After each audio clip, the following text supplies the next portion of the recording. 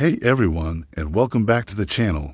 Today, we're diving into a story that's got the entire nation of South Africa talking, and it's not just about a stunning rugby victory. We're talking about the Springboks' recent clash with Italy in Turin, a match that will be remembered for more than just the final score. The Boks put on a dominant display, securing a powerful win even after being a man down early in the game. But before the first whistle even blew, an incident occurred that completely overshadowed the pre-game excitement. It sent shockwaves across social media. I'm talking about the performance of the South African national anthem, Nkosi Sikelel. For any sports fan, the national anthem is a sacred moment. It's a time of unity, pride, and passion. A chance for players and supporters to connect with their heritage before a big game. It sets the tone for the entire event. But what happened in Turin was, to put it mildly, a catastrophe. The Italian opera singer tasked with performing Nkosi Sikelel delivered a rendition that left South Africans at home and in the stadium absolutely stunned,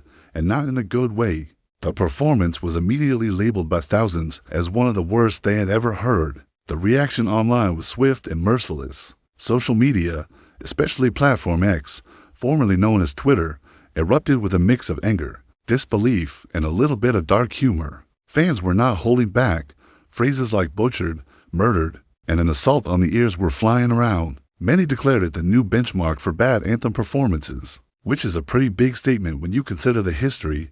This brings us to a name that sends a shiver down the spine of many a Springbok supporter, Dumisani. For those who might not remember, back in 2009, before a test match against France, reggae singer Dumisani delivered what was, until now, considered the undisputed worst rendition of the South African national anthem in history. It was hilariously off-key, a performance so memorably bad that the Guardian newspaper wrote that he mauled, mutilated, and murdered the anthem. For over a decade, Dumisani's name has been synonymous with anthem disasters. It became a cultural reference point, a moment of collective cringe that South Africans would never forget. For years, any slightly off-key performance would be met with, well, at least, it's not as bad as Dumisani.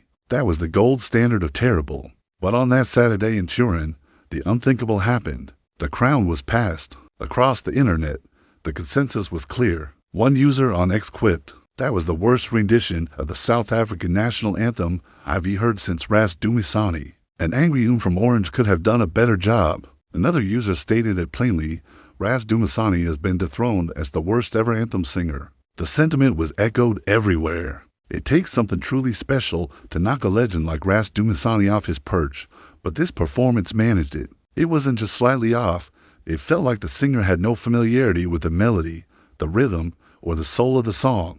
Nkosi Sikelel is not just a song, it's a prayer, a symbol of a complex and beautiful history, blending multiple languages and cultures into one powerful hymn. To hear it treated with such a lack of care was deeply frustrating for so many. The frustration was compounded by the fact that this wasn't an isolated incident. Just the week before, during another Northern Hemisphere tour match, fans had complained about a subpar rendition of the anthem. It started to feel like a pattern of disrespect, whether intentional or not. One fan wrote, "The second week of the Northern Hemisphere hosts butchering our national anthem. Today was worse. They could have just played the instrument without a vocalist." And that's a key point. If a competent vocalist can't be found, why not just play the beautiful instrumental version? It would be far more respectful than having someone mangle the words and melody. It's a simple solution that seems to be consistently overlooked. This whole debacle has sparked a much larger conversation about how national anthems are handled at international sporting events.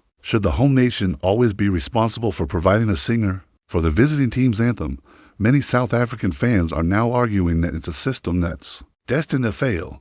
The performance in Turin led to a wave of practical suggestions. One of the most popular ideas came from a user named Matt Moore, who suggested, "With all the Springbok commercial success, can Saru please provide a dedicated anthem singer? All the brands that rush to bankroll Mama Joy's campaign can really help ensure our anthem doesn't get butchered again and again." This is actually a brilliant idea. The Springboks are a global brand. They have sponsors and resources. Why not invest a small fraction of that into ensuring the national anthem is performed with the dignity it deserves every single time? It would mean hiring a professional South African singer to travel with the team for their away games. This would guarantee a flawless, passionate, and authentic performance at every match, removing the element of chance and avoiding these embarrassing and frustrating situations. It would ensure that the pride and emotion of that pregame moment are preserved. No matter where in the world the Springboks are playing, it seems like a logical, proactive step to protect a vital part of the nation's identity on the world stage. Let's also take a moment to understand why this is such a big deal.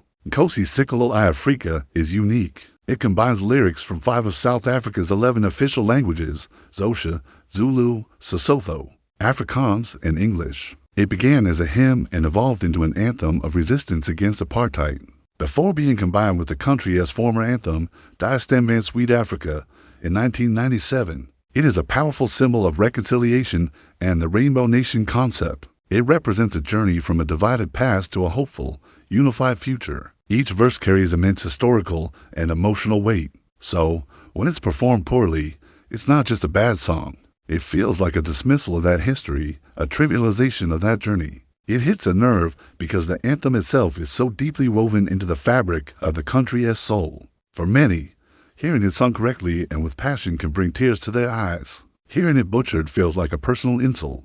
The contrast on the day was also stark. The Italian anthem was sung with immense passion, reportedly by a singer of the caliber of Pavarotti, creating a powerful atmosphere for the home team. This just highlighted the disparity. As one fan sarcastically noted, so the Italians get Pavarotti to sing their anthem and we get whatever that was. This isn't about blaming the individual singer who may have been put in a difficult position. It's about the organizers and the system. It's a question of respect. Do the event organizers and host nations take the time to find performers who can actually do justice to the visiting anthems, or is it an afterthought? The evidence from recent weeks suggests it's often the latter. Ultimately, the Springboks did their talking on the field. So, what do you think? Was this the worst anthem rendition you've ever heard? Do you agree that Dumisani has officially been dethroned? And what about the solution? Should the Springboks travel with their own dedicated anthem singer? Let me know your thoughts down in the comments below.